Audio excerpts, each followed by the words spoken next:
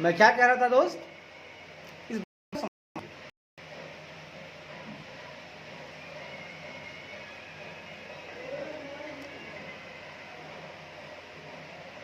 ठीक है, समझ में आ गया? तो एक्सटर्नल में क्या होता है, एग्जिस्टिंग कंपनी खत्म, नई कंपनी आ जाती है, बट शेयर होल्डर वही पुराने वाली कंपनी के ही नई वाली में बने रहते हैं। इंटरनल में कुछ भी ऐसा नहीं होता है। इंटरनल में कोई भी आपको लिक्विडेट नहीं होती है एग्जिस्टिंग कंपनी। हाँ, लेकिन कंपनी को वापस नॉर्मल स्थिति में लाने के लिए कैपिटल तथा डेब्ट के स्ट्रक्चर को चेंज किया जाता है। दूसरा, reduction of capital and wearing rights. दूसरा बेसिस है reduction of capital and reduction of capital and varying rights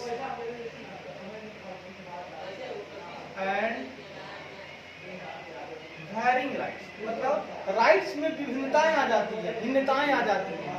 ठीक है, मतलब कैपिटल को घटाना तथा अधिकार में भिन्नता लाना, मतलब अलगाव लाना थोड़ा सा। अब इस पे हम लोग चर्चा करते हैं। ठीक है दोस्त, देखिए कहता है इंटरनल रिकंस्ट्रक्शन में क्या होता है, सुनिएगा, there is certain reduction of capital. हाँ, यहां पर एक निश्चित, हाँ, यहां कैपिटल में एक निश्चित रिडक्शन होता है, एक निश्चित रिडक्शन होता है, और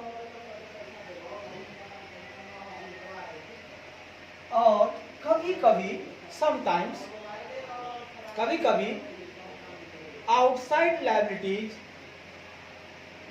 कभी कभी आउटसाइड लायबिलिटीज यानी बाह्य दायित्व, दैट इज जैसे जैसे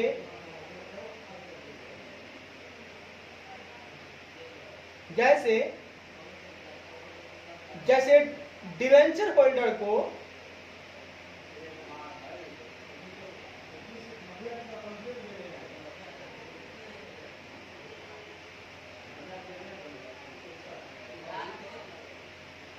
जैसे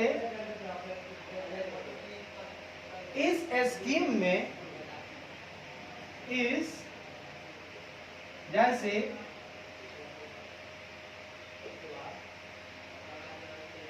डिवेंचर होल्डर को इस स्कीम के अंतर्गत उनके क्लेम को रिड्यूस किया जा सकता है। वाह दोस्त वाह, कहता है कैपिटल में तो एक निश्चित रिडक्शन होता ही होता है, लेकिन कभी कभी ना जो आउटसाइड लायबिलिटीज है जैसे डिवेंचर होल्डर, तो इस स्कीम के अंतर्गत क्या होता है, इंटरनल रिकंस्ट्रक्शन जो स्कीम है उस स्कीम के अंतर्गत उनका जो क्लेम होता है, क्लेम का मतलब होता है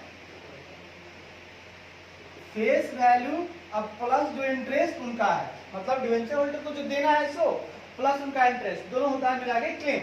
उस क्लेम को कभी कभी रिड्यूस किया जा सकता है दोस्त, इस बात को ध्यान रखिएगा, कभी कभी रिड्यूस किया जा सकता है। बहुत बढ़िया। यहां कैपिटल में कोई रिडक्शन नहीं होता है, यहां कैपिटल में कोई रिडक्शन,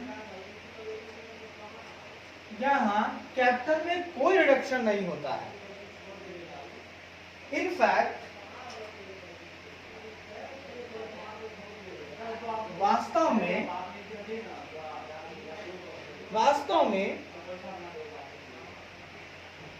हाँ, वास्तव में यहाँ कंपनी का फ्रेश शेयर कैपिटल का फ्रेश शेयर कैपिटल होता है। कंपनी के पास बिल्कुल फ्रेश शेयर कैपिटल होता है, यहाँ कोई घटता नहीं है। चूंकि पहले से रहे तो घटाओ, यहाँ तो भैया एक्सटर्नल रिकंस्ट्रक्शन है, नया कंपनी बना है, उसका पूरा फ्रेश कैपिटल है, घटाने की जरूरत नहीं है। ठीक है, शेयर होल्डर को उसके बाद होता है यहां कंपनी में शेयर होल्डर के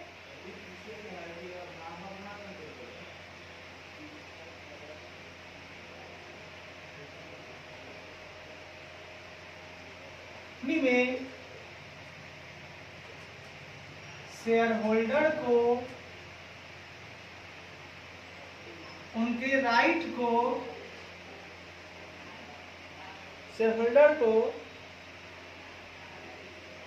उनके राइट को वैरी करने की कोई जरूरत नहीं है। मतलब उसमें विभिन्नता लाने की, भिन्नता लाने की कोई जरूरत नहीं है। जो जिसके पास जो राइट है वही राइट रहेगा, है, उसको वैरी करने की जरूरत ही नहीं। चलिए, दो बातें हो गई। तीसरी बातें अब आप सुनिए। तीसरी बातें हैं दोस्त, लीगल पोजीशन।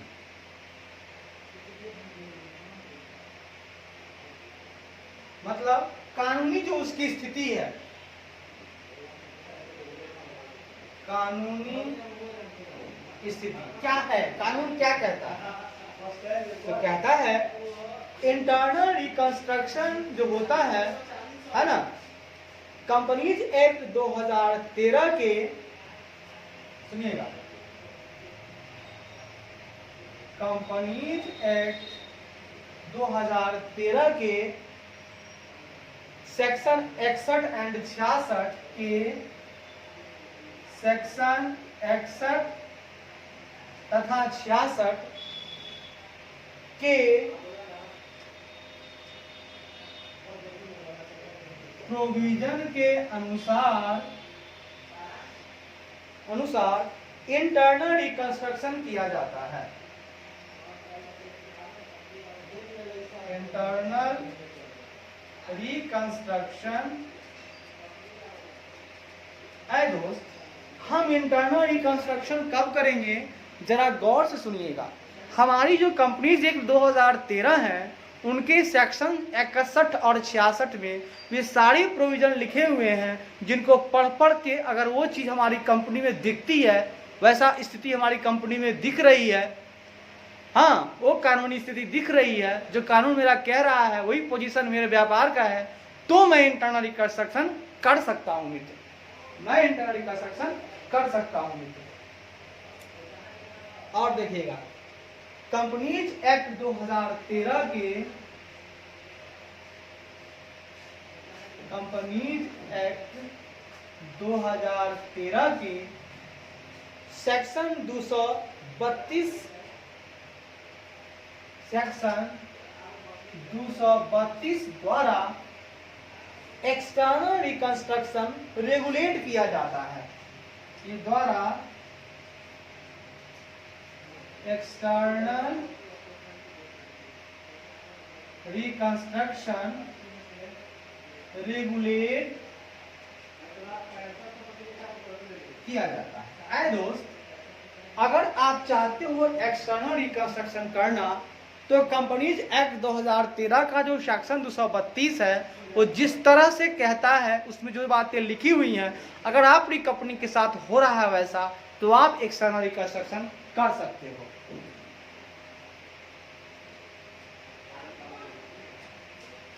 ठीक है, चल अब लास्ट ऑप्शन है लीगल फॉर्मेलिटीज। लीगल फॉर्मेलिटीज मतलब क्या क्या हमको कानूनी प्रक्रिया निभाना, हमें क्या क्या लीगल फॉर्मेलिटीज निभाना पड़ेगा। तो कहता है इंटरनल रिकंस्ट्रक्शन आप तभी कर सकते हैं जब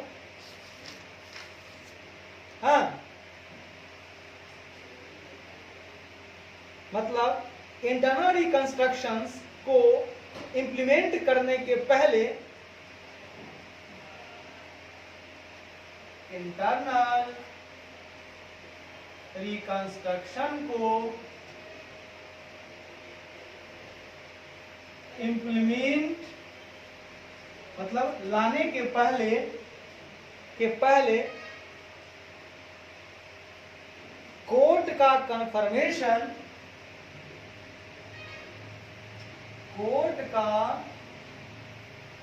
अगर कोर्ट कंफर्म करती है कि आप इंटरनल रिकंस्ट्रक्शन करो तभी कर सकते हो, पहले कोर्ट का कंफर्मेशन और दूसरे लीगल प्रोसीजर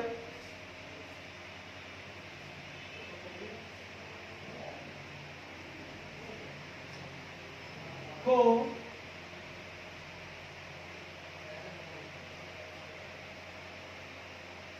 मानने की आवश्यकता है।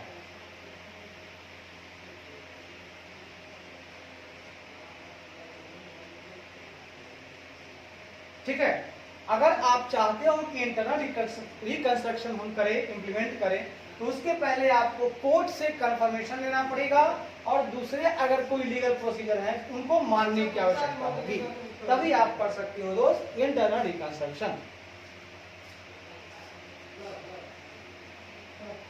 लेकिन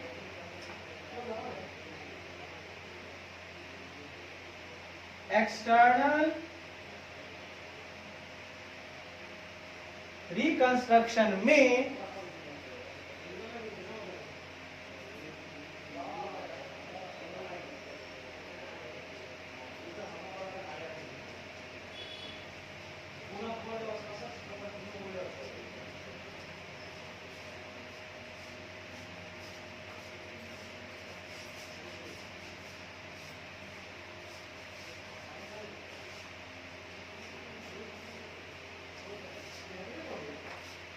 बिना कोर्ट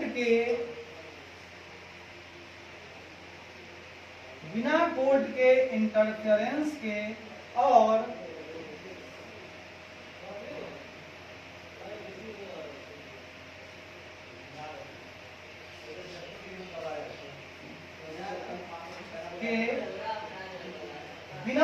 इंटरफेरेंस के प्रभावी हो सकता है, मतलब इसमें कोर्ट के इंटरफेरेंस की जरूरत नहीं है, यहाँ कोर्ट का कंफर्मेशन चाहिए या नहीं चाहिए, और यह कम समय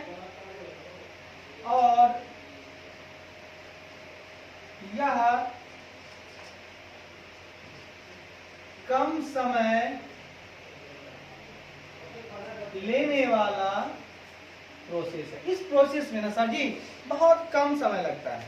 ठीक है मित्र, तो सुन लीजिए हम क्या कह रहे हैं, पूरे गौर सुनिएगा। हम कह रहे हैं दोस्त, हमने कहा दोस्त कि इंटरनल रिकंस्ट्रक्शन को इंप्लीमेंट करने के पहले कोर्ट का कंफर्मेशन और दूसरे लीगल प्रोसीजर को मानने की आवश्यकता है, लेकिन एक्सटर्नल रिकंस्ट्रक्शन बिना कोर्ट के इंटरफेरेंस के प्रभावी हो सकता है और यह कम समय लेने वाला प्रोसेस है। यह हो गया आपका difference between internal and external reconstruction. आंतरिक तथा बाह्य रिकंस्ट्रक्शन। अंतर आधार हो गया liquidation and formation of new company, समापन और निर्माण। तो इंटरनल में क्या हो गया दोस्त, एग्जिस्टिंग कंपनी समापन नहीं होती है, मगर कंपनी को वापस नॉर्मल स्थिति में लाने के लिए कैपिटल तथा डेब्ट के स्ट्रक्चर को चेंज किया जाता है। एक्सटर्नल में क्या होता है, यहाँ एग्जिस्टिंग कंपनी का समापन हो जाता है तथा एक नई कंपनी का निर्माण होता है, लेकिन याद रखिएगा आपका जो एग्जिस्टिंग शेयर होल्डर है वो ही नई कंपनी के शेयर होल्डर बन जाते हैं। रिडक्शन की बात है तो इंटरनल में कैपिटल में एक निश्चित रिडक्शन होता है और कभी कभी आउटसाइड लायबिलिटी जैसे डिवेंचर होल्डर को इस स्कीम के अंतर्गत उनके क्लेम को डिवेंचर होल्डर के क्लेम को रिड्यूस किया जा सकता है, ठीक है। लेकिन एक्सटर्नल में कैपिटल का कोई रिडक्शन नहीं होता है, वास्तव में यहाँ कंपनी का फ्रेश शेयर कैपिटल होता है। यहाँ कंपनी के शेयर होल्डर को उनके राइट को शेयर होल्डर के शेयर को उनके राइट से वैरी करने की कोई जरूरत नहीं है। लीगल पोजीशन तो कंपनीज एक्ट 2013 के सेक्शन 61 तथा 66 के प्रोविजन के अनुसार इंटरनल रिकंस्ट्रक्शन किया जाता है और यहाँ पर कंपनीज एक्ट 2013 के सेक्शन 232 द्वारा एक्सटर्नल रिकंस्ट्रक्शन रेगुलेट किया जाता है। लीगल फॉर्मेलिटीज, इंटरनल रिकंस्ट्रक्शन को इंप्लीमेंट करने के पहले कोर्ट का कंफर्मेशन और दूसरे लीगल प्रोसीजर को मानने की आवश्यकता है, लेकिन एक्सटर्नल रिकंस्ट्रक्शन बिना कोर्ट के इंटरफेरेंस के प्रभावी हो सकता है और यह कम समय लेने वाला प्रोसेस है। धन्यवाद मित्र, धन्यवाद। अब आइए आगे बढ़ते हैं दोस्त। अब हमारे पास कुछ पॉइंट्स हैं, गौर फरमाइएगा, थोड़ा वेट कीजिएगा, 2 सेकंड दोस्त, 2 सेकंड।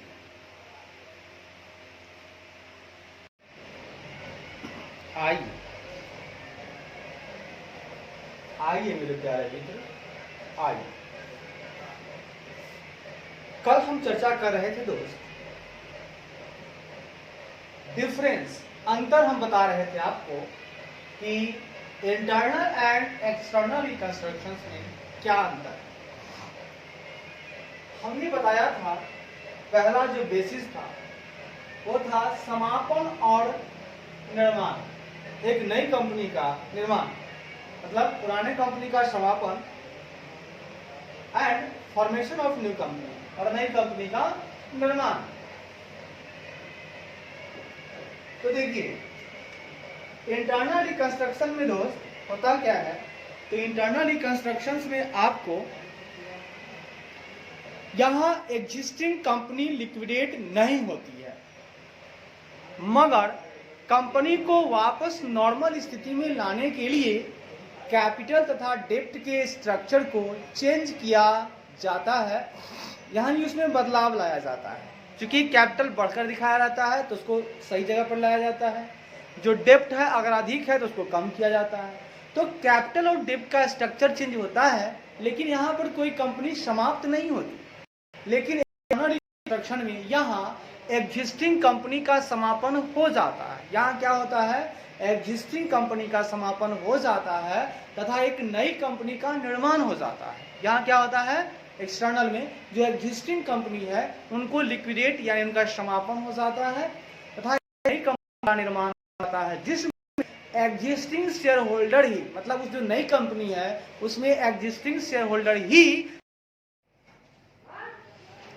इस प्रकार हमने सीखा कि आगे की बातें बता रहा हूं। हालांकि एक्सटर्नल रिकंस्ट्रक्शन हो सकता है कहां, तो जहां कहीं भी एक कंपनी के द्वारा किसी दूसरी कंपनी को अंडरटेकिंग किया जाता है और उनका सब्सटेंस ट्रांसफर करके ले लिया जाता है, मतलब टोटल जितना पदार्थ है वो ट्रांसफर कर लिया जाता है, ठीक है, एक कंपनी के द्वारा, और वो आउटसाइडर नहीं होता है, ठीक है। दूसरी कंपनी को जो अंडरटेकिंग किया जाता है तो जो लेने वाली कंपनी है वो आउटसाइडर नहीं होता, परंतु अनदर कंपनी होती है ना, जिनके द्वारा टेक ओवर कर लिया जाता है। यानी टेक ओवर करने वाली या ट्रांसफरी कंपनी द्वारा यह इरादा होता है कि जो भी व्यापार लेंगे यानी टेक ओवर करेंगे उसी कंटिन्यू रखेंगे तथा काफी हद तक उस कंपनी के वही पुराने वाले शेयर होल्डर रहेंगे उस कंपनी में।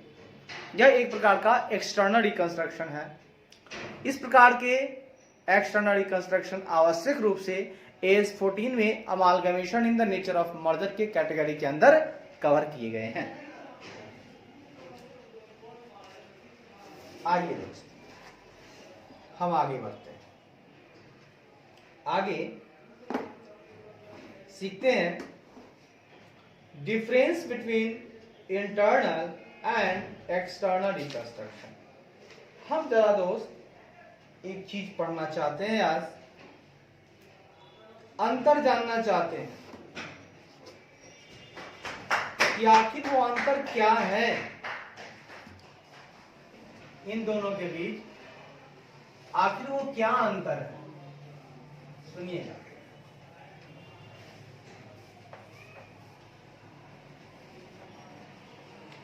ठीक है, आखिर वो अंतर क्या है हम वो जानना चाहते हैं। ठीक है, देखिए डिफरेंस बिटवीन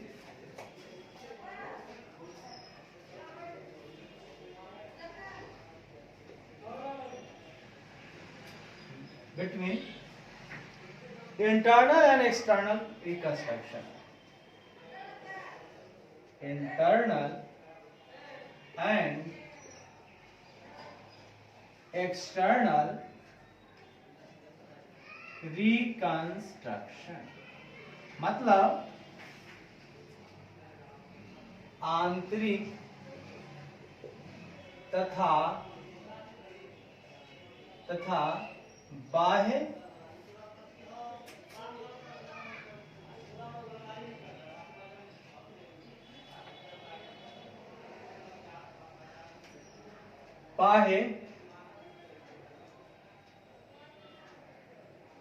रिकंस्ट्रक्शन में अंतर। अच्छी बात, दोनों में हम अंतर आज पढ़ेंगे दोस्त। तो देखिए सबसे पहले हम लिख लेते हैं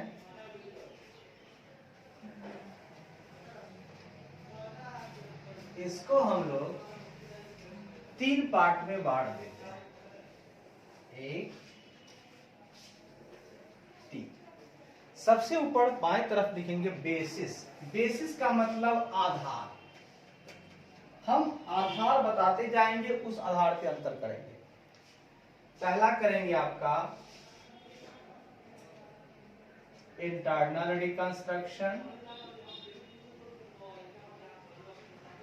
और दूसरा करेंगे दोस्त एक्सटर्नल रिकंस्ट्रक्शन।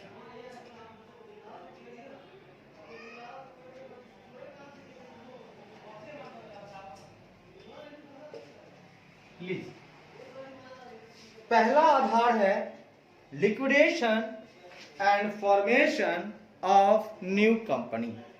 पहला जो आधार है वह है liquidation and formation of new company.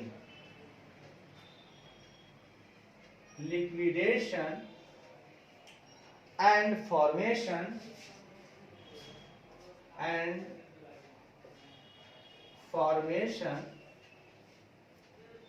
Of new company. इसका मतलब समापन और निर्माण।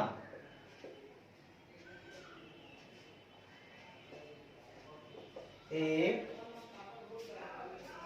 नई कंपनी का समापन और निर्माण। अब हमको चेक करना है कि एक नई कंपनी का समापन या निर्माण कैसे होता है और किसमें होता है, इसके बेसिस पर हम चलेंगे। देखिए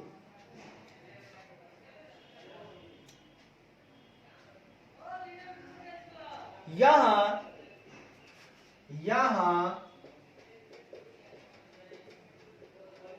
एग्जिस्टिंग कंपनी लिक्विडेट नहीं होती है। लिक्विडेट मतलब समापन नहीं होती है या समाप्त, ठीक है, लिक्विडेट नहीं होती। जो इंटरनल रिकंस्ट्रक्शन है उसमें एग्जिस्टिंग कंपनी लिक्विडेट नहीं होती है,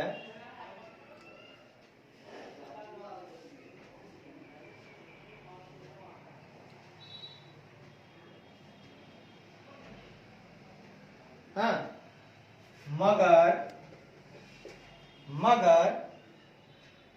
कैपिटल और डेब्ट के स्ट्रक्चर, परंतु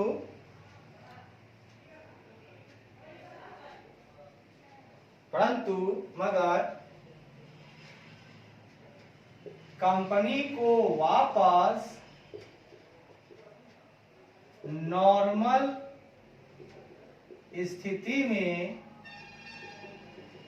लाने के लिए कैपिटल और डेब्ट,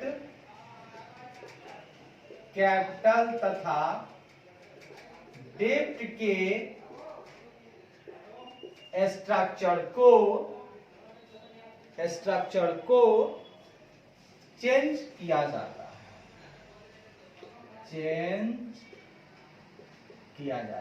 है, दोस्त यहां पर इंटरनल रिकंस्ट्रक्शन में जो हमारी एग्जिस्टिंग कंपनी होती है उसको हम लोग बंद नहीं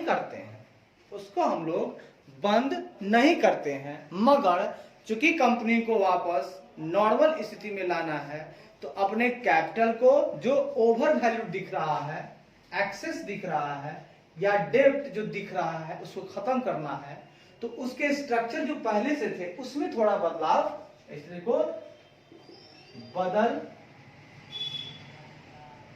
तो चेंज क्या आता है या बदलाव लाया जाता है। ठीक है, यहां existing company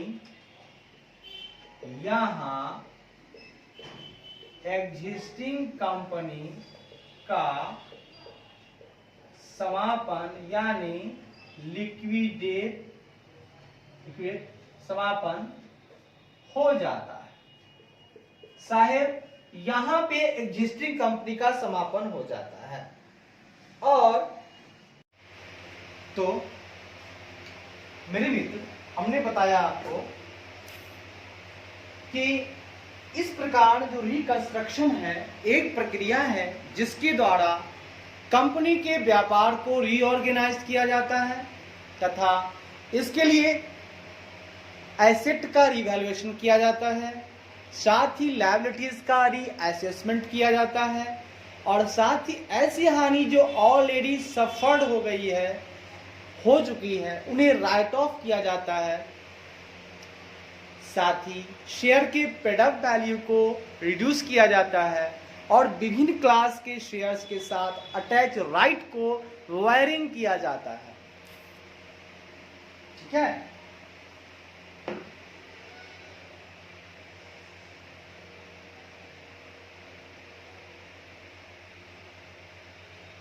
Hindi meaning of varying the rights attached to different classes of shares.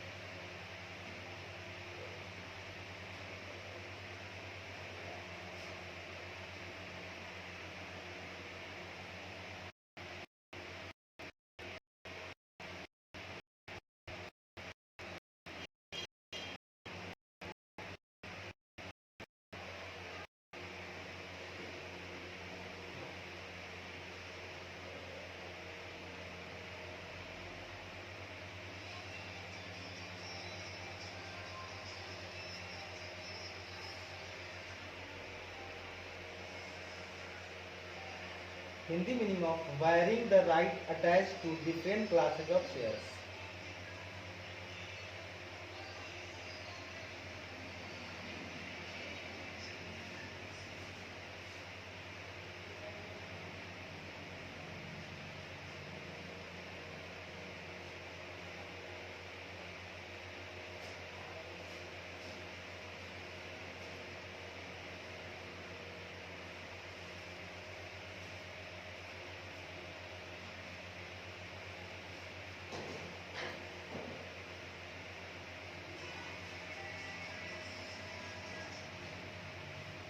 Hindi meaning of variation of rights.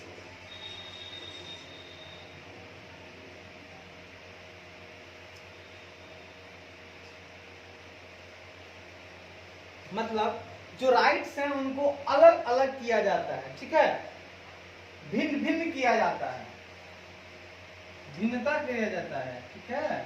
सुन लीजिएगा, ज्यादा हिंदी नहीं, थोड़ा इंग्लिश चलेगा। आइए देखिए, तो जो उनके अधिकार हैं उनको भिन्न भिन्न किया जाता है, मतलब जो पहले से हैं उनको चेंज किया जाता है, उनके राइट्स को। रिकंस्ट्रक्शन का उद्देश्य सामान्य रूप से कैपिटल को रीऑर्गेनाइज करना है या क्रेडिटर्स के साथ समझौता करना है। क्यों? इसलिए कि एग्जिस्टिंग कंपनी को समापन किए बिना उसकी वर्तमान स्थिति से उसे रिहा किया जा सकता है, यानी कंपनी को हटाया जा सकता है, उसको बदला जा सकता है। समापन भी नहीं करना है और उसकी स्थिति को बदल भी देनी है। चलिए, हालांकि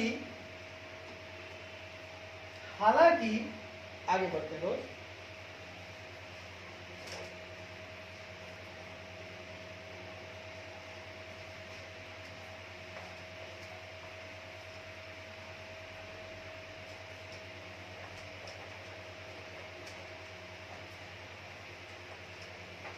सुनिएगा, हालांकि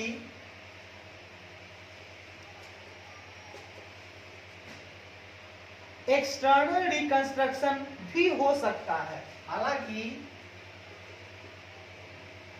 एक्सटर्नल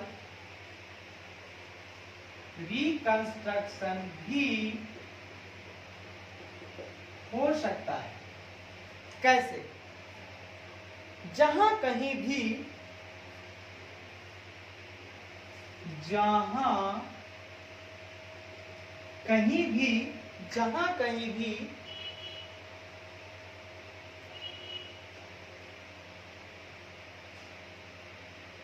एक कंपनी के द्वारा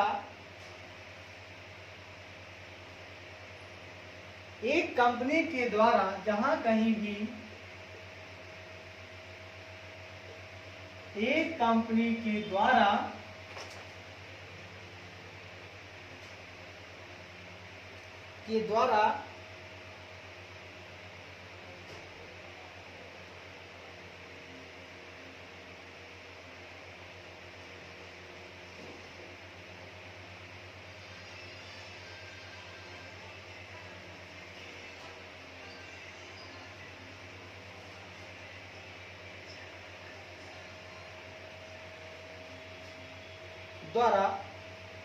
अंडरटेकिंग द्वारा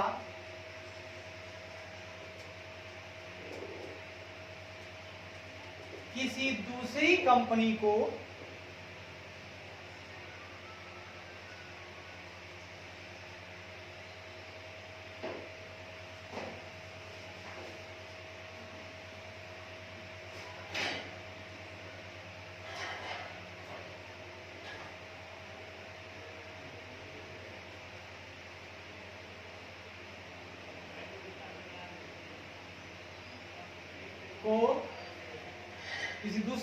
को अंडरटेकिंग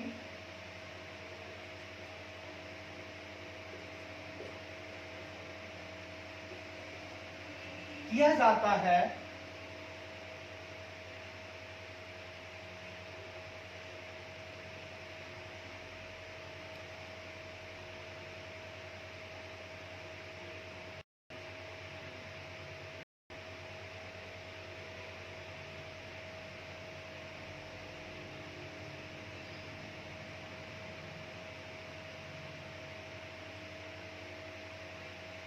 और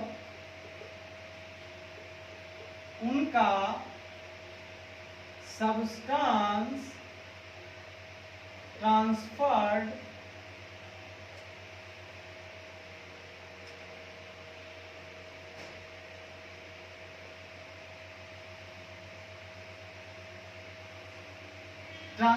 किया जाता है। सब्सटेंस मतलब आप कहें कि जितने भी उनके पदार्थ हैं, सब्सटेंस मतलब होता है पदार्थ, उनके पास जो भी पदार्थ है, जो भी चीजें हैं वो सारा ट्रांसफर करके ले लिया जाता है ट्रांसफर्ड करके ले लिया जाता है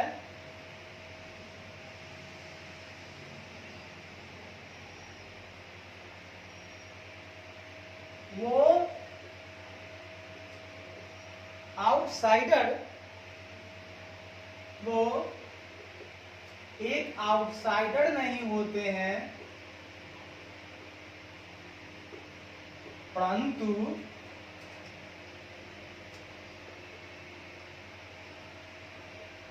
अनदर कंपनी होते हैं जिनके द्वारा टेक ओवर कर लिया जाता है।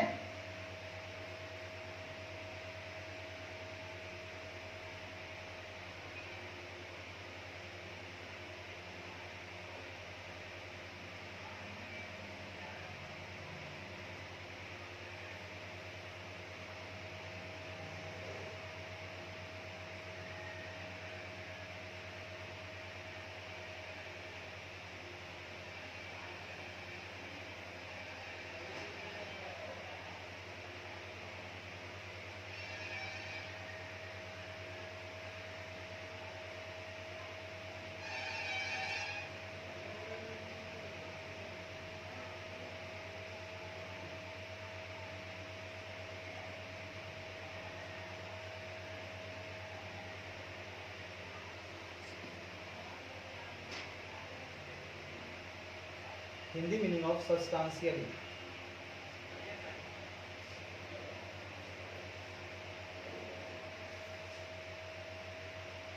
हिंदी मीनिंग ऑफ सब्सटेंशियली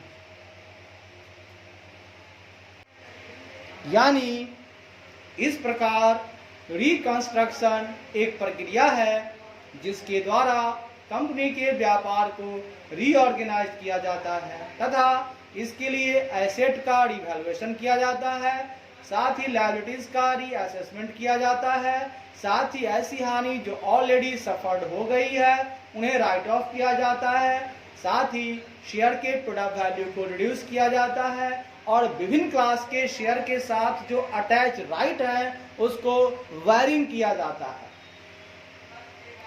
ठीक है, इतना करके हम लोग रिकंस्ट्रक्शन के प्रोसेस को पूरा कर लेते हैं। ठीक है, आइए आगे बढ़ते हैं। रिकंस्ट्रक्शन का उद्देश्य सामान्यतः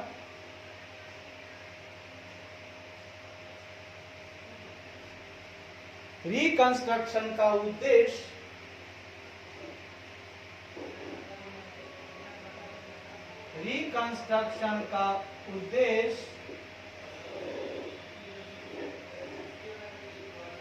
सामान्य रूप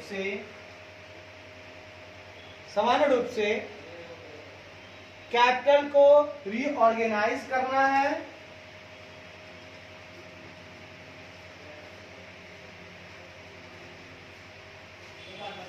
या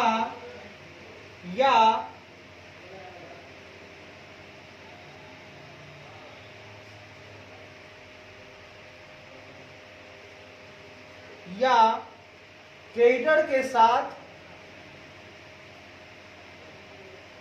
कंपाउंड करना है, मतलब जोड़ना।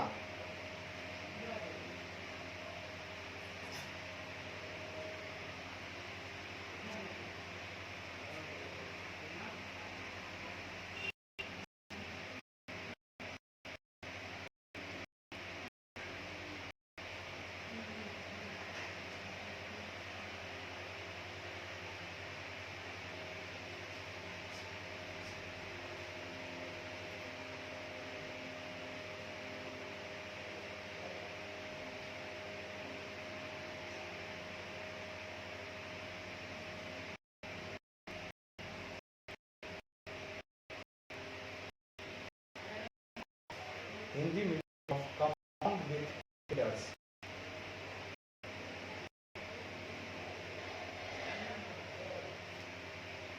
ठीक है, कैपिटल को रीऑर्गेनाइज करना है या क्रेडिटर के साथ समझौता करना है या क्रेडिटर्स के साथ समझौता यानी कंपाउंड करना है। भैया तो समझौता कर लेते हैं, स्थिति खराब हो गई है, कैसे दूं तुम्हें, ठीक है।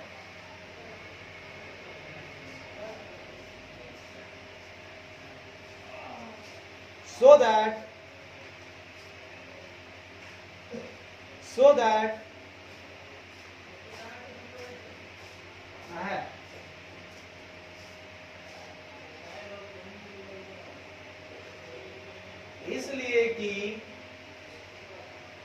इसलिए कि कंपनी को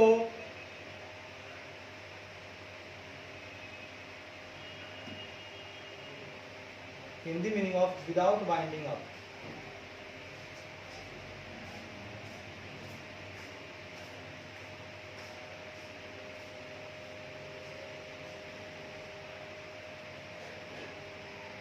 इसलिए कि तो आइए मेरे मित्र चर्चा को आगे बढ़ाते हैं। तो हम कह रहे थे कि ये जो कंपनी है वो प्रॉफिट लॉस का डेबिट बैलेंस यानी जो चले आ रहे हानि को दर्शा रहे हैं। बैलेंस शीट में फिक्सिशियस एसेट रखे हैं, जो एसेट है भी ओवर वैल्यू है, और जो नहीं प्रस्तुत होने चाहिए वैसे इंटेंजिबल एसेट रखे हुए हैं। क्या होगा ऐसी कंपनी का? फाइनेंशियल पोजीशन ऐसा है उनका कि उसका state of affairs true and fair view दिखाई नहीं रहा है। तो ऐसी परिस्थिति में कंपनी हमेशा हायर नेटवर्थ और फाइनेंशियल स्टेटमेंट का ट्रू पिक्चर नहीं दर्शाने का नेतृत्व करती है। हाँ, मतलब हायर नेटवर्थ दिखाने का और फाइनेंशियल स्टेटमेंट का ट्रू पिक्चर नहीं दर्शाने का नेतृत्व करती है। कहती है मेरा नेटवर्थ तो बड़ा हायर है, हाँ लीड ऐसे करेगा, हमारा नेटवर्थ है गजब का है भाई, आओ पैसे लगाओ इसमें। और फाइनेंशियल स्टेटमेंट का ट्रू पिक्चर मतलब वास्तविक पिक्चर तो है नहीं, वो लीड कर रहा है। इन शॉर्ट हम संक्षेप में देखें, संक्षेप में कंपनी जो है वह ओवर कैपिटलाइज्ड है, ठीक है। इन शॉर्ट कंपनी एक प्रकार से ओवर कैपिटलाइज्ड दिख रही है। बहुत सुंदर, कैपिटल है नहीं लेकिन दिखा रहा है बहुत है, इसका मतलब ओवर कैपिटलाइज्ड। ऐसी परिस्थिति में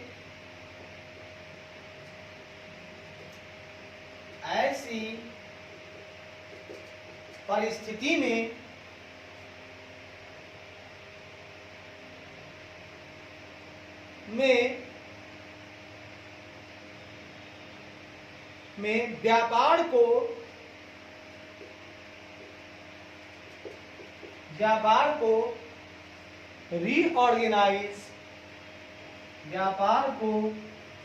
रीऑर्गेनाइजेशन या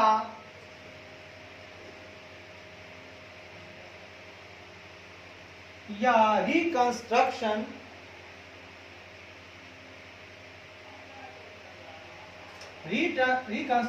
के लिए लाने की जरूरत पड़ती है। अब जब ऐसी परिस्थिति आ गई है तो भैया आपको अपने व्यापार को रीऑर्गेनाइज करने की जरूरत पड़ जाती है, रिकंस्ट्रक्शन करने की जरूरत पड़ जाती है। अब आपके पास कोई चारा नहीं है, कोई उपाय नहीं है। अब सुनिएगा दोस्त,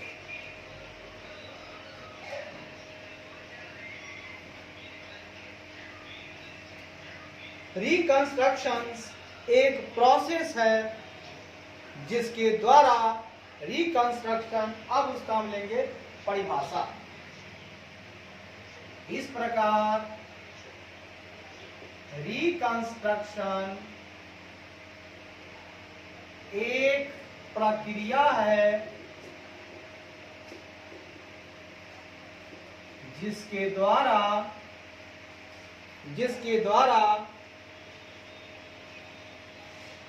कंपनी के व्यापार को, जिसके द्वारा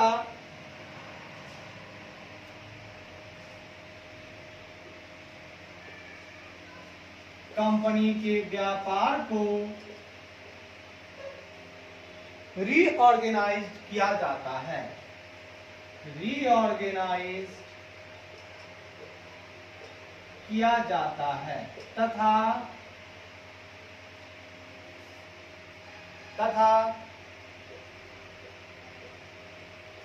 इसके लिए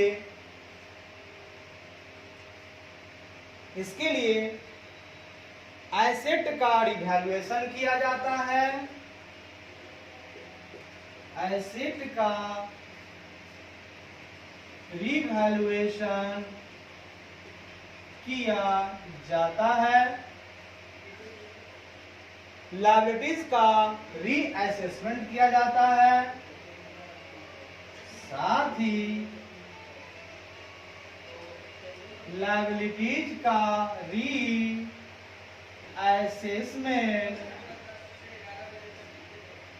किया जाता है। एसेट का रिवैल्यूएशन किया जाता है, साथ ही लायबिलिटीज का रीअसेसमेंट किया जाता है, और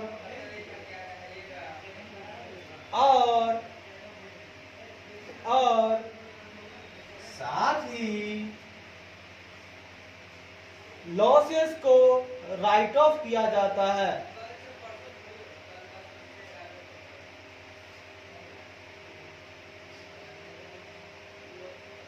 साथ ही ऐसी हानि जो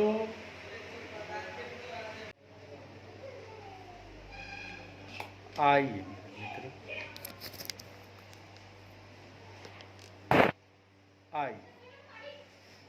मेरे प्यारे मित्र, आइए मेरे प्यारे हैं, हम चर्चा कर रहे थे दोस्त,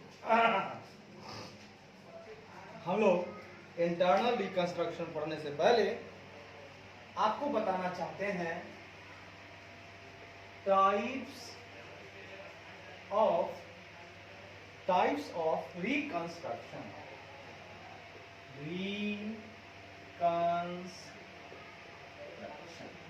गुड। आखिर रिकंस्ट्रक्शन के कितने टाइप्स होते हैं दोस्त? यहाँ पे टाइप्स दो होते हैं दोस्त। पहला टाइप्स होता है इंटरनल रिकंस्ट्रक्शन और दूसरा टाइप होता है, पहला होता है इंटरनल रिकंस्ट्रक्शन, दूसरा होता है दोस्त एक्सटर्नल रिकंस्ट्रक्शन। एक्सटर्नल रिकंस्ट्रक्शन, इसको पढ़ने के लिए हमें जानना होगा एस 14 बताता है, एस 14 जो है आपका अकाउंटिंग फॉर अमालगमेशन। यहां इसके बारे में सारे रूल्स लिखे हुए हैं कि एक एक्सटर्नल रिकंस्ट्रक्शंस का अकाउंटिंग ट्रीटमेंट कैसे होगा, और इंटरनल रिकंस्ट्रक्शन के बारे में भी आपको लिखा हुआ है। कहाँ? तो कंपनीज एक्ट 2013 के सेक्शंस में, sections of the companies act 2013। ठीक है। अब दोस्त जानेंगे हम लोग मेथड ऑफ, क्या जानेंगे दोस्त, मेथड ऑफ, क्या जानेंगे दोस्त, मेथड ऑफ इंटरनल रिकंस्ट्रक्शन। यानी अगर हम इंटरनल रिकंस्ट्रक्शन करना चाहते हैं तो उनके कितने सारे मेथड्स होते हैं, कौन कौन से मेथड हैं जिसके द्वारा हम लोग अपना इंटरनल रिकंस्ट्रक्शन कर सकते हैं। ठीक है, आइए हम बताते हैं आपको। बहुत सारे मेथड हैं, सुनिएगा। सबसे पहला मेथड है दोस्त alteration of share capital. Alteration of share capital मतलब शेयर कैपिटल में परिवर्तन करना। अल्टरेशन मतलब परिवर्तन और शेयर कैपिटल मतलब शेयर पूंजी। इसमें हम परिवर्तन करके भी कर सकते हैं। ऐसा परिवर्तन दो तरीके से हो सकता है दोस्त। पहला तरीका है सब डिवीजन या कंसोलिडेशन। सब डिवीजन या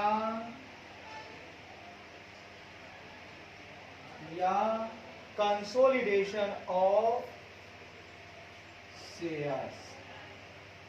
मतलब या तो शेयर को छोटे छोटे टुकड़े में कर देंगे, यानी 10 रुपए वाला शेयर दो भाग में बांट देंगे, 5-5 रुपए वाला 2 शेयर, तो क्या होता है सब डिवीजन। और उसी को अगर छोटा छोटा टुकड़ा को अगर हम एक बना देंगे तो कंसोलिडेशन हो जाएगा। यानी अगर 5 रुपए वाले 2 शेयर को हम 10 रुपए वाला 1 शेयर बना दें, उसको हम कंसोलिडेशन। इसमें होता क्या है, अगर शेयर का दाम कम कर देते हैं तो लोग ज्यादा खरीदेंगे, शेयर का दाम ज्यादा कर देते हैं लोग कम खरीदेंगे। तो ये एक तरीका है। दूसरा conversion of share into stock. Conversion of shares into stock और वाइस वर्सा। और वाइस वर्सा। ये दोस्त हम चाहें तो शेयर को स्टॉक में बदल सकते हैं या उल्टा स्टॉक को शेयर में बदल सकते हैं। ऐसा करके भी हम लोग कर सकते हैं। दूसरा होता है variation of shareholders right. Variation of shareholders right. हम शेयर होल्डर के राइट में ना जो अधिकार है उसको थोड़ा सा वैरी कर सकते हैं। ठीक है, हाँ, जो राइट्स था उसको चेंज करने का काम, वेरिएशन वाला उसमें। हाँ, शेयर होल्डर का राइट बढ़ा सकते हैं, घटा सकते हैं, समझेंगे बात। तीसरा रिडक्शन ऑफ शेयर कैपिटल भी हम लोग कर सकते हैं। Reduction of share capital. Share capital को रिडक्ट करना भी इंटरनल रिकंस्ट्रक्शन ही कहलाता है। अब सुनिए, अल्टरेशन ऑफ शेयर कैपिटल भी एक तरीका है, variations of share holder right भी एक तरीका है, रिडक्शन ऑफ शेयर कैपिटल भी एक तरीका है, कॉम्प्रोमाइज या अरेंजमेंट। कॉम्प्रोमाइज या अरेंजमेंट। दोस्त हम कंप्रोमाइज भी कर सकते हैं और अरेंज भी करना पड़े तो कर सकते हैं, ये भी एक तरीका है। सरेंडर ऑफ शेयर्स ये भी एक तरीका है। सरेंडर ऑफ शेयर्स ये भी एक तरीका है दोस्त। तरीका हमने बताया आपको 1 2 3 4 5, पूरे 5 तरीका बताया, 5 तरीका। ठीक है, पहला तरीका बताया A for alteration, V for variations of shareholders right, R for reduction of share capital, C for compromise या अरेंजमेंट, और फिर S for surrender of shares. ABRCS। ठीक है, तो इसका हो जाएगा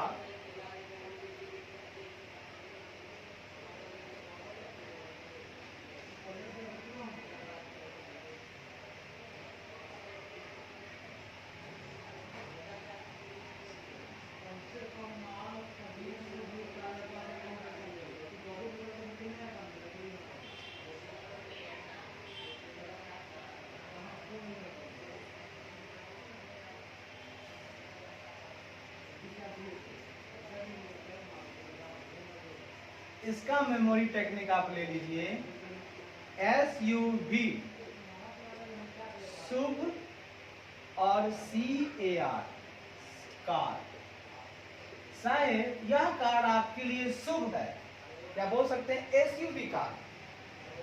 बड़ा सुंदर इसका मेमोरी टेक्निक निकल कर बाहर आ गया, SUV कार्ड। एकदम ध्यान रखिएगा, SUV कार्ड पे चढ़ना है तो हमारा इंटरनल रिकंस्ट्रक्शन हो जाएगा। ठीक है, SU यू दोनों एक है।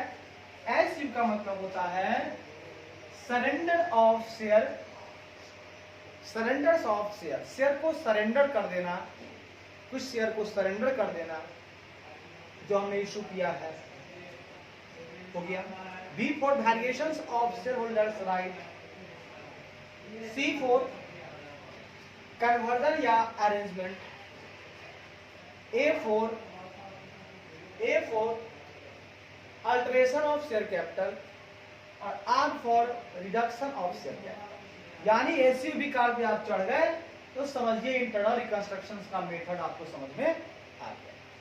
ऐ दोस्त, अब हम आगे चलते हैं और हम जानना चाहते हैं, क्या जानना चाहते हैं साहेब? अब हम जानना चाहते हैं साहेब आगे,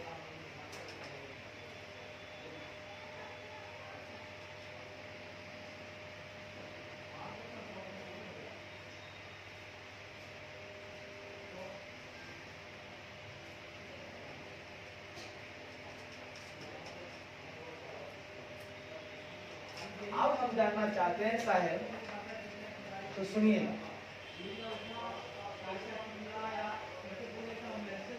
अब हम जानना चाहते हैं साहेब रिकंस्ट्रक्शन का आखिर मतलब क्या होता है। बिल्कुल जरूरी है, जब हम रिकंस्ट्रक्शन पढ़ रहे हैं तो रिकंस्ट्रक्शन का मतलब जानना मेरे लिए बहुत ही जरूरी, मैं कहूं तो निहायत ही जरूरी काम है। आगे जानते हैं, पहला काम जानते हैं हम लोग, रिकंस्ट्रक्शन का मतलब। बिल्कुल देहाती भाषा में क्या मतलब होता है, तो सुनिएगा। जब एक कंपनी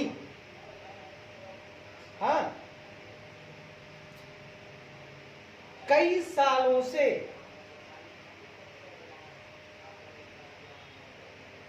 घाटे में जाती रही, जब एक कंपनी कई सालों से हानि या घाटे में जाती रही है, जाती रही है,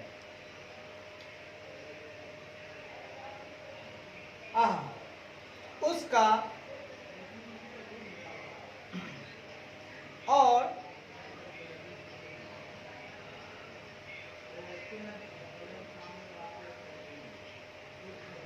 कंपनी का फाइनेंशियल पोजीशन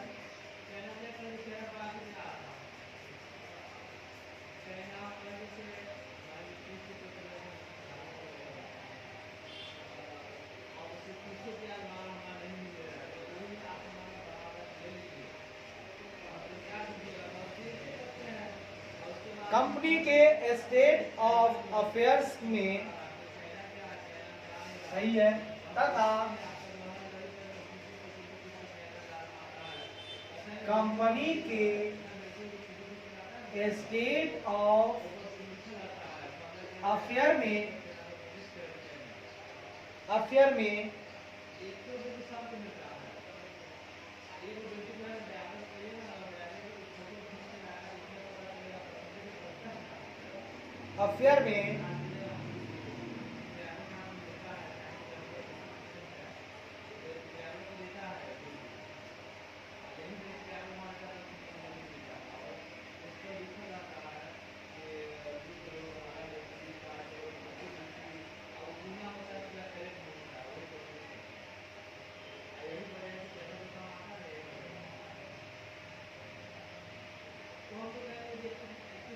कंपनी का फिनेंशियल पोजीशन उसके स्टेट ऑफ अफेयर्स का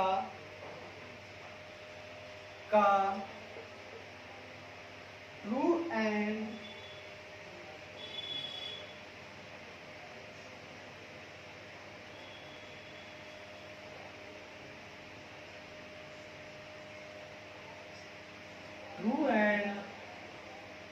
फेयर व्यू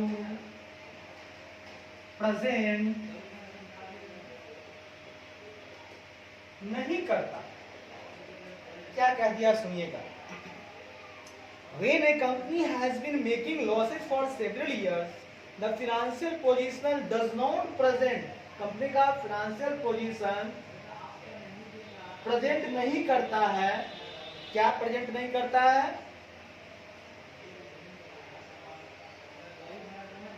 उसके स्टेट ऑफ अफेयर्स का true and fair view present नहीं करता है। The financial position does not present A true and fair view of the state of affairs of the company.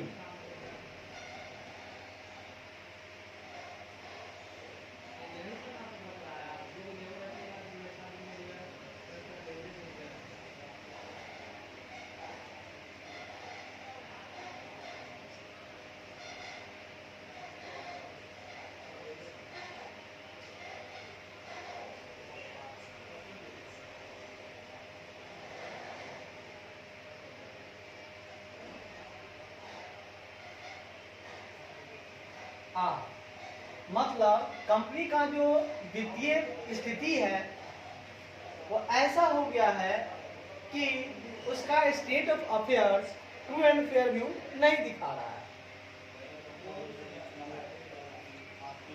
ठीक है। वैसी company में सामान्यतः एसेट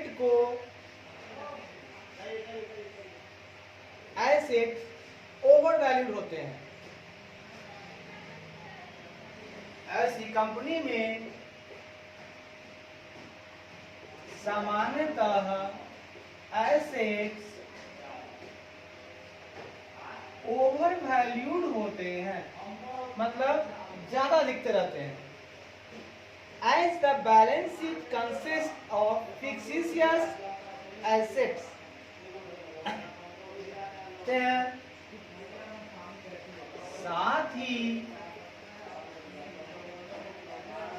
साथ ही मानो बैलेंस शीट में फिक्सिशियस एसेट निहित होते हैं। बैलेंस शीट में फिक्सिशियस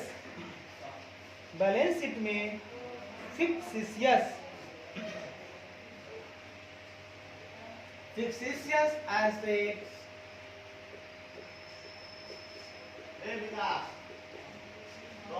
निहित होते हैं, यानी कंसिस्ट निहित होते हैं।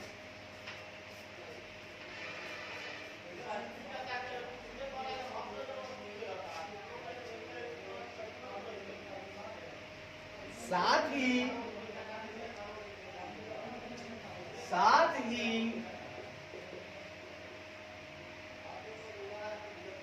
साथ ही अनप्रेजेंटेड जो प्रस्तुत नहीं हुए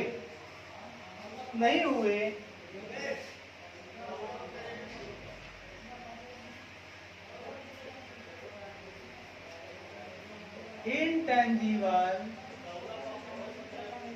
एसेट होते हैं। अनप्रेजेंटेड इंटेंजिबल एसेट होते हैं।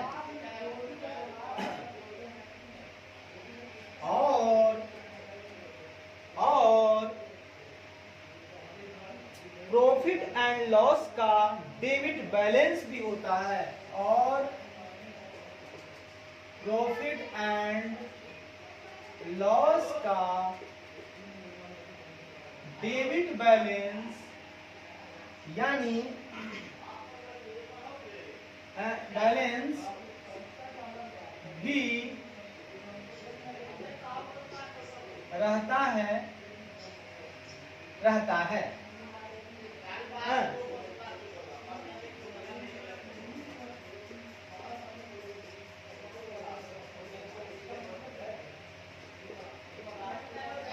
यानी जो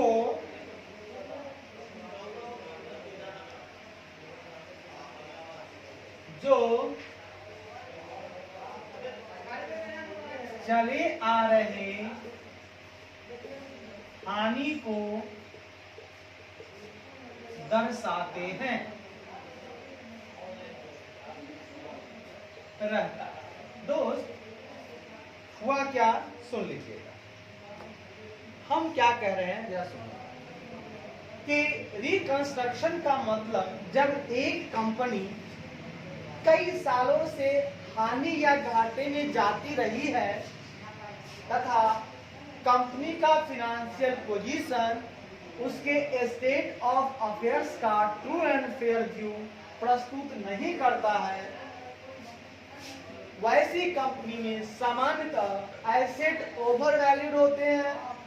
साथ ही मानो बैलेंस शीट में फिक्सिशियस एसेट जो एसेट है नहीं नाम का दिखता है एसेट निहित होते हैं। साथ ही अनप्रेजेंटेड इंटेंजिबल एसेट होते हैं हाँ, जो अनप्रेजेंटेड हैं हाँ, उनको प्रेजेंट करने की जरूरत नहीं है और उसको जो है कि तो हम चर्चा कर रहे थे मित्र कि इंटरनल रिकंस्ट्रक्शन हम लोग कर सकते हैं शेयर कैपिटल में, मतलब शेयर पूंजी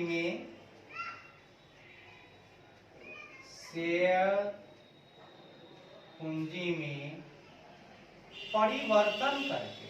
वाह, मतलब जो अपना शेयर कैपिटल का जो पूंजी जो है उसमें हम थोड़ा सा परिवर्तन करके भी हम लोग रिकंस्ट्रक्शन कर सकते हैं। तो कैसे कर सकते हैं, इसके भी दो तरीके।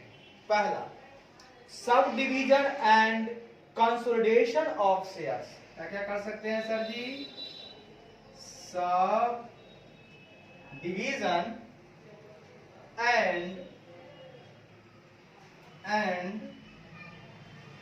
Consolidation of shares. यानी दोस्त हम अपने शेयर का सब डिवीजन मतलब टुकड़े करके, जैसे 10 रुपए वाले शेयर को क्या करेंगे, 2 शेयर 5 वाले, भैया 5 रुपए वाले ही है 2 शेयर। और कंसोलिडेट का मतलब जो 5 रुपए वाला 2 शेयर है, आप 2 शेयर नहीं रहेगा, 1 शेयर हो जाएगा 10 रुपए वाला, तब बोलेंगे कंसोलिडेशन ऑफ शेयर्स। फिर कन्वर्जन ऑफ, दूसरा तरीका है conversion of share in stock, conversion of shares in stock और वाइस वर्सा, यानी उल्टा। या तो conversion of shares in stock या conversion of stock in shares. Stock को शेयर में बदल लेंगे या शेयर को स्टॉक में बदल देंगे, तो ये भी अल्टरेशन ऑफ शेयर कैपिटल ही कहलाएगा। ठीक है दोस्त, चलिए कोई दिक्कत? No sir.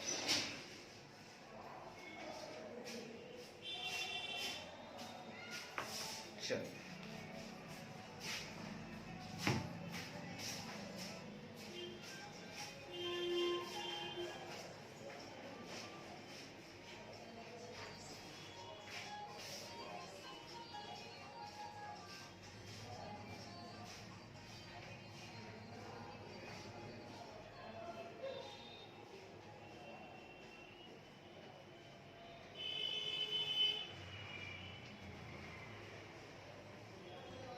अब देखिए दोस्त, ये बात समझ में आ गई। अब आगे बढ़ते हैं दोस्त।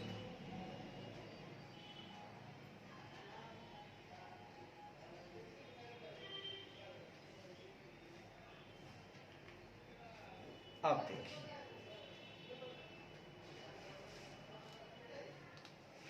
अब आगे बढ़ते हैं। तो पहला तरीका तो अल्टरेशन ऑफ शेयर कैपिटल कर लिए।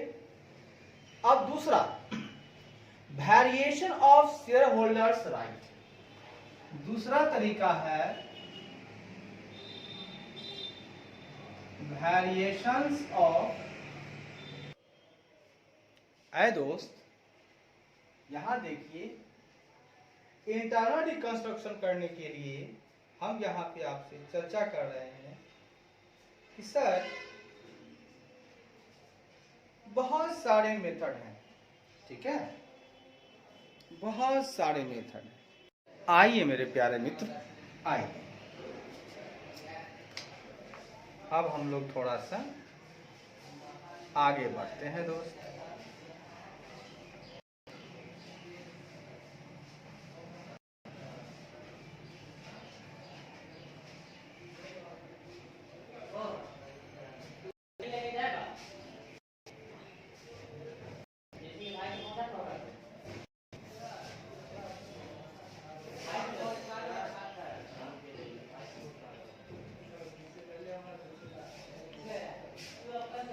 आइए, तो मेरे मित्र, हमने आपको बताया था अभी तुरंत जस्ट, रिकंस्ट्रक्शन के दो प्रकार होते हैं मित्र। पहला प्रकार होता है इंटरनल रिकंस्ट्रक्शन, जिसको पढ़ाया जाता है, जो पढ़ाता है हमको section of the companies act 2013। Companies act 2013 का जो सेक्शन है वो हमको बताता है इंटरनल रिकंस्ट्रक्शन के बारे में। दोस्त, इंटरनल रिकंस्ट्रक्शन का मतलब होता है कि अपने ही व्यापार अगर लॉस मेकिंग है, घाटा लग रहे हैं, तो हम उसमें कुछ फेरबदल करते हैं। मान लीजिए हमारे पास 2-3 तरह का व्यापार है, जहां देखें कि व्यापार में लॉस है उसको बंद कर देते हैं, ठीक है। कुछ इंटरनल कंट्रोल है, उसमें थोड़ा सा फेरबदल करते हैं, थोड़ा सा जो मैनेजर है उनको चेंज कर देते हैं, थोड़ा सा जो वर्कर है उस वर्कर को चेंज करके देखते हैं, थोड़ा सा उसको रिलीफ देकर देखते हैं, थोड़ा सा उसको हॉलीडे देते हैं, उसमें थोड़ा सा बदलाव लाते हैं, थोड़ा उसकी सैलरी बढ़ाते हैं, मतलब कुछ इस तरह का काम करते हैं जिससे हमारा व्यापार शुरू कर जाए। तो अपने आप ठीक किए, आंतरिक चीजों को ठीक, इंटरनल रिकंस्ट्रक्शन। वहीं पर दूसरा होता है एक्सटर्नल रिकंस्ट्रक्शन, जिसको पढ़ना होगा फॉर अमालगमेशन है, तो हमको इसके बारे में पता है। एक तरह का अमालगमेशन है। इसमें क्या होता है कि जब हम मर रहे होते हैं, मेरी व्यापार की स्थिति खराब होती है, तो कोई बाहरी कंपनी, दूसरी कंपनी हमको एब्जॉर्ब कर लेती है, यानी हमें परचेज कर लेती है। जब कर लेती है वो अपने में मिला लेती है और हमको अपने तरीके से वो ठीक ठाक करती है। जब बाहरी कंपनी हमें ले आती है, अपने पास ले जाती है, तो हमारा हो जाता है वहां पर एक्सटर्नल रिकंस्ट्रक्शन। आइए मेरे मित्र, हमें इंटरनल रिकंस्ट्रक्शन यहाँ पढ़ना है, एक्सटर्नल नहीं पढ़ना है। तो हमें इंटरनल रिकंस्ट्रक्शंस के कुछ मेथड्स हैं, मैं उसको बताना चाहता हूं आपको। ये आप पहला पॉइंट समझ गए। दूसरा है मित्र मेथड ऑफ, दूसरा क्या है मित्र? मेथड ऑफ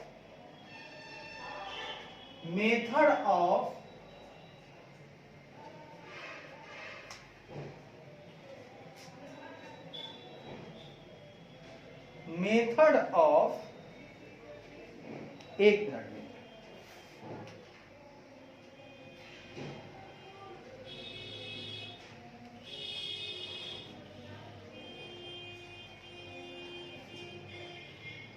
आपके पास है दोस्त मेथड ऑफ इंटरनल रिकंस्ट्रक्शन। अब ये क्यों हम बता रहे हैं, सुनिए। आप पूछेंगे ना कि सर आपने कहा कि मैं अपने आंतरिक रूप को रिकंस्ट्रक्ट करूंगा, तो हम कैसे करेंगे अपने आप को ठीक? तो भैया इंटरनल रिकंस्ट्रक्शन करने का भी बहुत सारे मेथड्स हैं जो हम वन बाय वन आपको बताएंगे, और वही क्रियाएं हम इस चैप्टर में पढ़ेंगे। इनके मेथड बहुत सारे हैं दोस्त, बहुत सारे। पहला लीजिए, पहला मेथड है हम लोग अल्टरेशन ऑफ शेयर कैपिटल कर सकते हैं। क्या कर सकते हैं? Alteration of share capital. आए दोस्त, हम लोग जो अपना कैपिटल है ना, उसको अल्टर कर सकते हैं, उसको हम लोग बदल सकते हैं। ठीक है, क्या कर सकते हैं? अल्टर कर सकते हैं, बदल सकते हैं। Hindi meaning of alteration of share capital.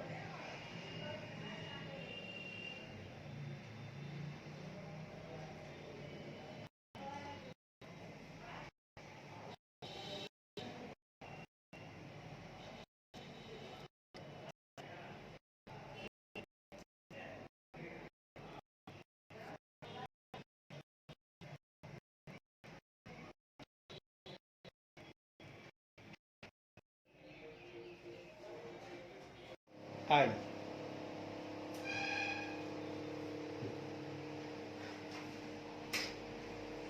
तो हम लोग कहाँ थे दोस्त? आइए देखते हैं कहाँ। ठीक है, और हम लोग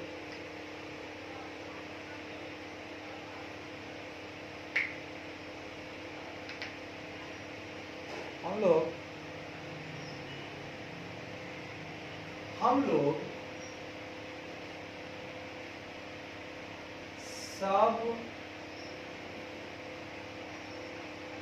डिवीजन के कंसेप्ट तथा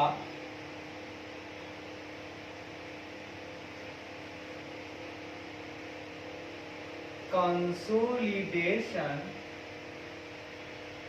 ऑफ शेयर्स के कंसेप्ट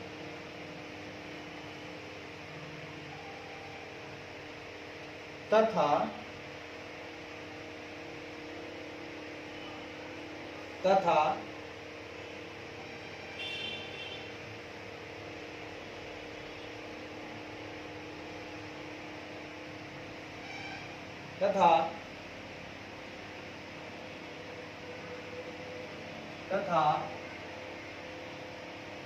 शेयर को स्टॉक में कन्वर्जन करने का कंसेप्ट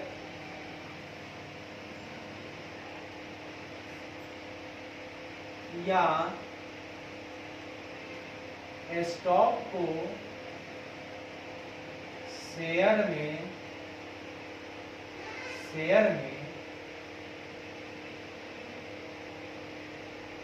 कन्वर्जन करने का कॉन्सेप्ट को समझने लायक हो जाएंगे। ये हो गया आपके पास दो काम। तीसरा,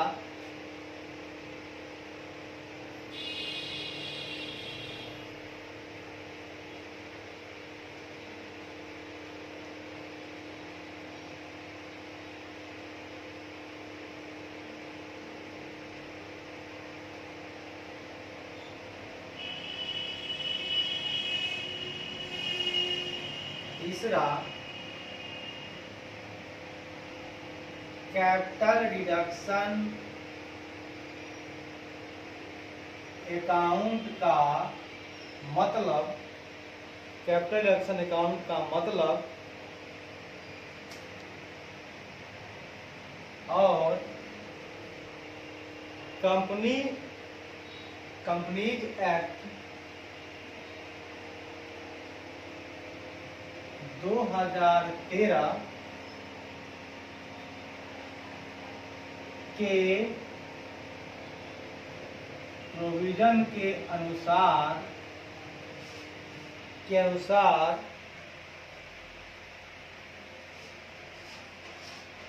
पोस्ट रिकंस्ट्रक्शन अकाउंट का प्रेजेंटेशन पोस्ट रिकंस्ट्रक्शन अकाउंट का प्रेजेंटेशन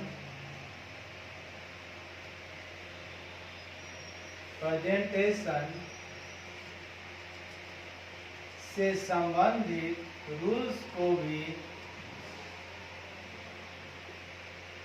समझने लायक हो जाएंगे। ये दोस्त, हम लोग किस लायक हो जाएंगे? तो मेरे दोस्त, हम लोग हो जाएंगे, इस लायक हो जाएंगे। सबसे पहला, एक जो टर्म है रिकंस्ट्रक्शन, इसका मतलब समझने योग्य हो जाएंगे और रिकंस्ट्रक्शन के कितने प्रकार होते हैं यह भी समझ जाएंगे। दूसरी बात, हम लोग सब डिवीजन का कंसेप्ट, मतलब किसी शेयर को सब डिवाइड कर देना, यानी 10 रुपये वाला है तो उसको 5 रुपये वाला 2 कर देना, 2 शेयर 5 रुपये वाला, ठीक है।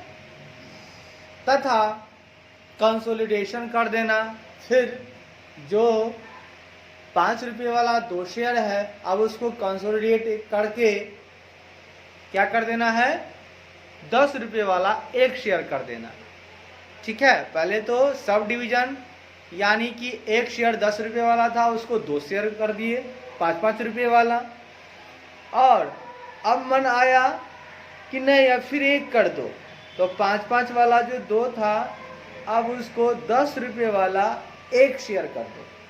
तो ये हो गया कंसोलिडेट करना।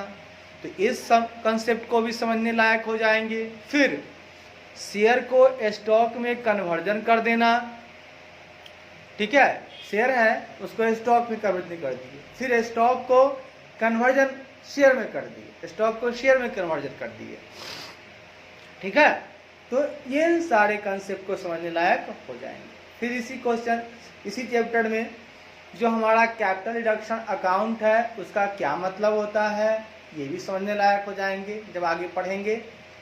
और कंपनीज एक्ट 2013 के प्रोविजन के अनुसार जो पोस्ट रिकंस्ट्रक्शन अकाउंट होता है, मतलब कि बाद में जो रिकंस्ट्रक्शन अकाउंट बनता है, तो उसका जो प्रेजेंटेशन होता है उससे संबंधित अगर कोई रूल्स है तो उसको भी हम लोग समझने लायक हो जाएंगे, ठीक है। कैपिटल रिडक्शन अकाउंट का मतलब समझ जाएंगे और कंपनीज एक्ट 2013 के प्रोविजन के अनुसार जो हमारा पोस्ट रिकंस्ट्रक्शन अकाउंट है उसका जो हमको प्रेजेंटेशन करना है तो उससे संबंधित भी तो रूल्स होगा कि आप कैसे प्रेजेंट करेंगे पोस्ट रिकंस्ट्रक्शन अकाउंट को, तो उस रूल्स को भी समझने लायक हम हो जाएंगे दोस्त। अब आगे बढ़ते हैं।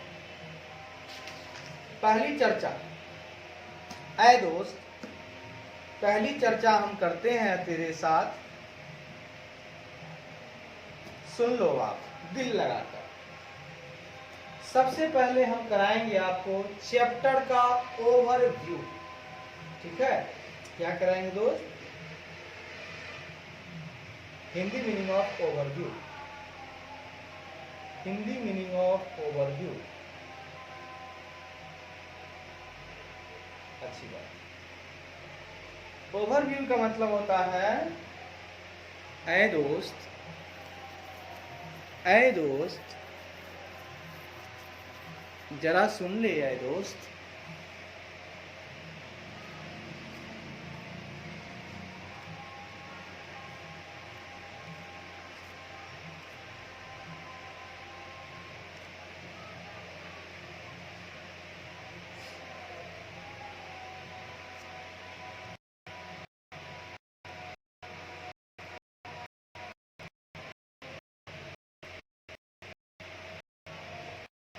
अब सुनिएगा दोस्त।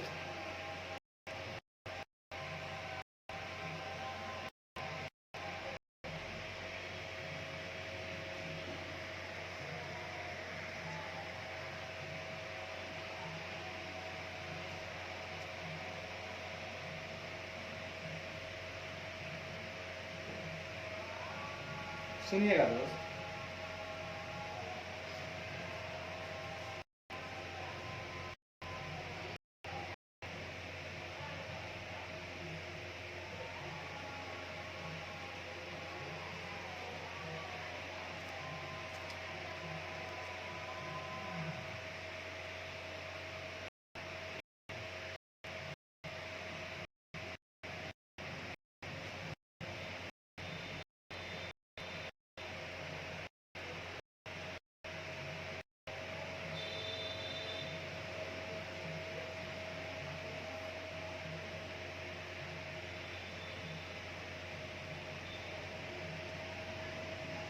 हिंदी मीनिंग ऑफ ओवरव्यू, इसका मतलब होता है अवलोकन करना। जो पढ़ेंगे यही पढ़ेंगे, इसके अलावा कहीं नहीं पढ़ेंगे। आइए हम इस चैप्टर का अवलोकन करेंगे मित्र। आइए अवलोकन कर लेते हैं।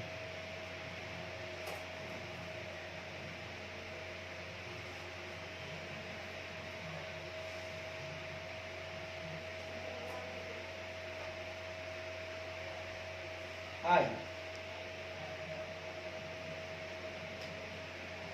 चैप्टर का अवलोकन।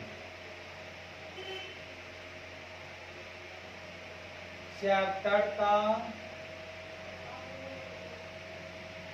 अवलोकन मतलब दोस्त ओवरव्यू। आइए देखते हैं, करते हैं ओवरव्यू। कहता है टाइप्स ऑफ रिकंस्ट्रक्शन, मतलब रिकंस्ट्रक्शन के कितने प्रकार होते हैं। टाइप्स ऑफ रिकंस्ट्रक्शन, पुनर्गठन के कितने प्रकार होते हैं दोस्त। आज हम जानेंगे कि आखिर रिकंस्ट्रक्शन के कितने प्रकार होते हैं। आए मेरे मित्र,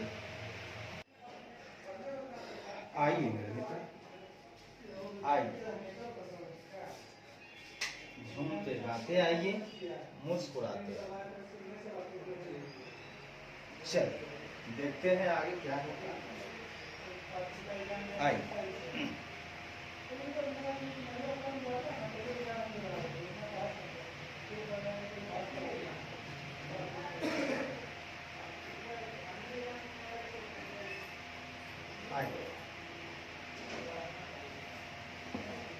अब हमारे पास हमारा चैप्टर आ गया है इंटरनल रिकंस्ट्रक्शन। क्या आ गया दोस्त, इंटरनल रिकंस्ट्रक्शन।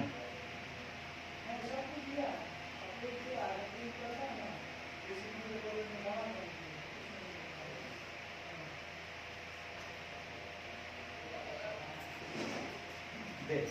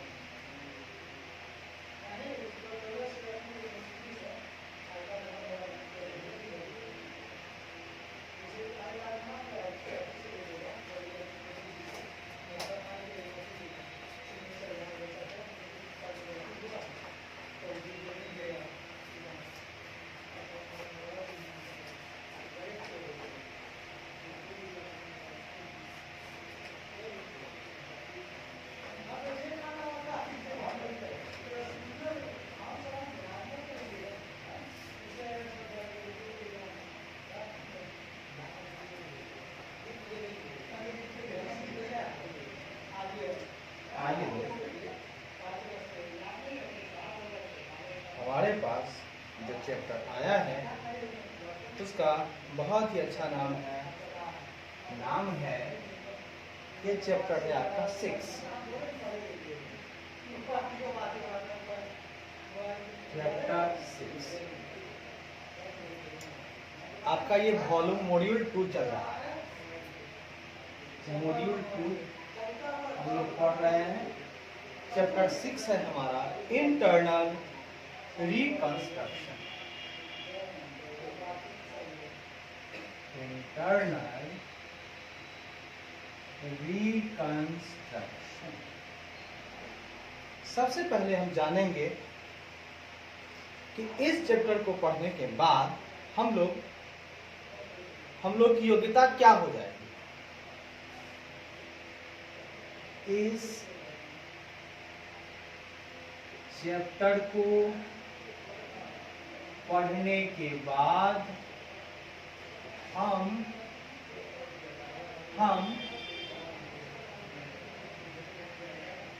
निम्न के काबिल हो जाएंगे। यानी अगर हम इसको पढ़ लेते हैं तो नीचे लिखे पॉइंट को समझाते हुए बताएंगे कि आप इस योग्यता को प्राप्त कर लेंगे साहब। पहला काम आपका क्या होगा कि आप रिकंस्ट्रक्शन जो एक टर्म है उसका मतलब समझ जाएंगे।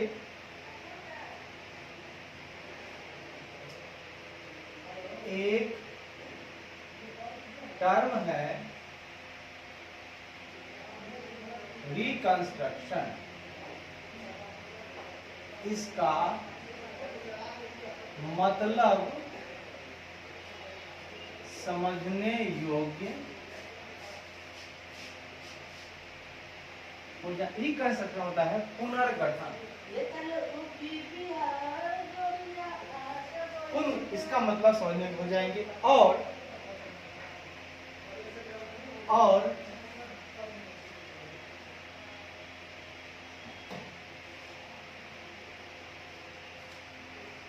रिकंस्ट्रक्शन के कितने प्रकार हैं, कितने प्रकार होते हैं, यह भी समझ जाए। चलिए, बहुत बढ़िया।